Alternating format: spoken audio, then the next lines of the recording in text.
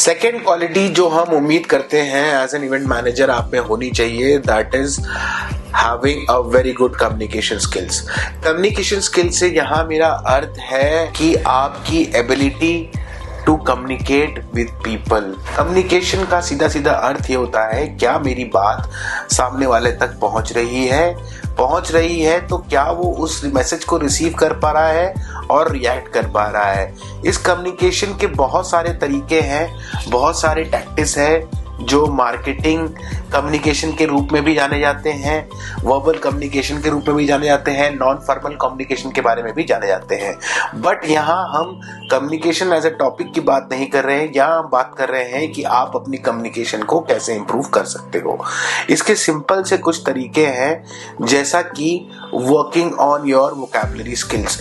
जितना ज्यादा आप पढ़ेंगे उतना ज्यादा आपके शब्दकोश में शब्दों का ज्ञान बढ़ेगा और आप उन चीजों को यूज कर पाएंगे डिफरेंट जगह डिफरेंट तरीके से। दूसरी इंपॉर्टेंट है, जब भी आप किसी से मिलते हैं या किसी से मुखातिब होते हैं तो बहुत जरूरी है आपका उससे इंटरेक्ट करना या उससे अपने आप को इंट्रोड्यूस करना।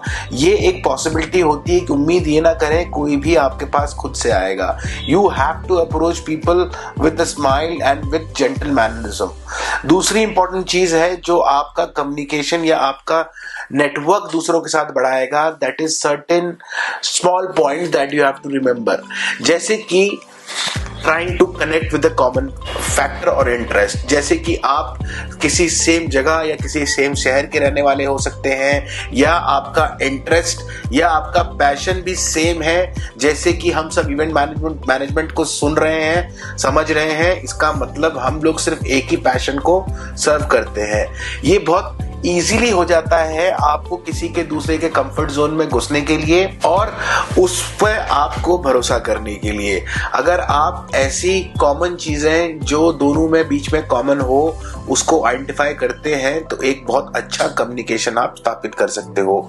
इसे कहते हैं identifying the common connect between two people, which is a very good communication technique जिसको आप प्रैक्टिस कर सकते हो और इम्प्रूव कर सकते हो।